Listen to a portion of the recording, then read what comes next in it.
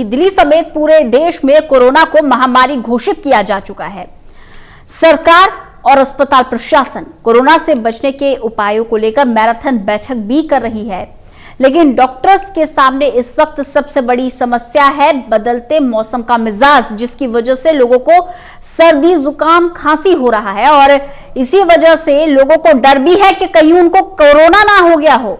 इससे अस्पताल में मरीजों की संख्या बढ़ गई है। देखें रिपोर्ट।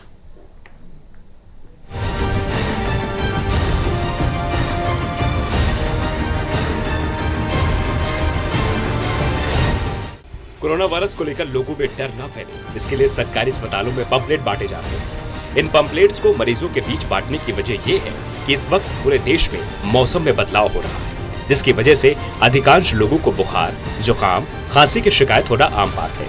लेकिन जिसको थोड़ी सी भी खांसी, जुकाम या बुखार की शिकायत हो रही है तो उसे कोरोना होने का डर सता रहा है। इस डर की वजह से वो कोरोना टेस्ट करवाने सीधे अस्पताल जा रहा है। इससे अस्पतालों में मरीजों की संख्या में इजाफा हो रहा है।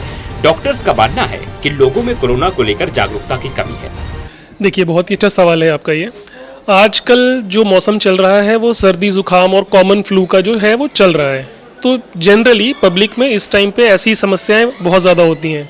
लेकिन क्योंकि इस टाइम कोरोना वायरस या कोविड-19 का कहर एक तरह से कहें तो हमारे देश पे मंडरा रहा है, तो कई मरीजों में ये शंका होती है कि क्या कहीं मुझे कोरोना वायरस तो नहीं हो गया, कहीं मैं इससे ग्रसित तो नहीं हो गया। कुछ लोग आते हैं हमारे पास, बोलते हैं सर हमें इसकी टेस्टिंग करवानी है।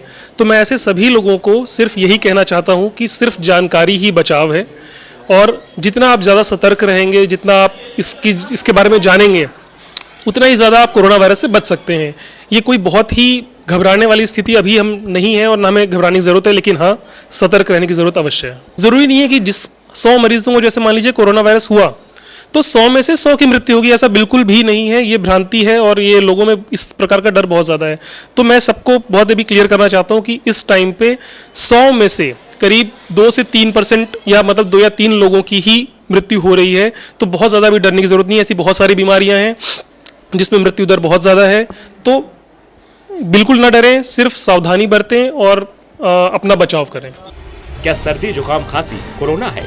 ये एक वो सवाल है जिसको लेकर लोगों में भ्रांतियां फैली हुई हैं। आप डॉक्टर अनिल गोयल से सुनिए कोरोना के लक्षण क्या हैं। पहले तो क्या कहते हैं कि नॉलेज ही, ज्ञान ही आपका बचाव है। मैं बार बार बोलता हूं कि कोरोना को समझ लें कि क्या है और नॉर्मल फ्लू क्या है। कोरोना में नॉर्मली 100 के ऊपर तेज बुखार होता है, पहला। दूसरा ड्राई कॉफ या सूखी खांसी।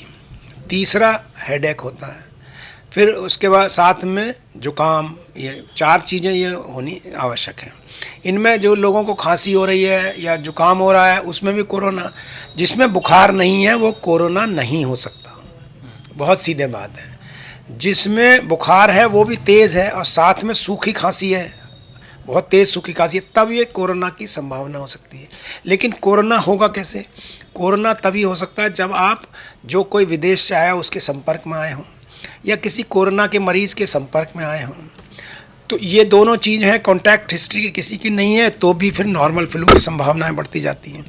तो इस तरह से पहले बात तो आप ये जान लें कि ये सारे फ्लू, खांसी, बुखार, जुकाम कोरोना नहीं है। इनसे डरने की ज़रूरत नहीं है। लेकिन डरने की ज़रूरत कब है ये जानना ज़रूरी है। एक तो मैंने बताया ये सिम्टम्स, उसके अलावा अगर आपका सांस फूल रहा है तब आप कोरोना की टेस्ट की कर सकते हैं जाकर।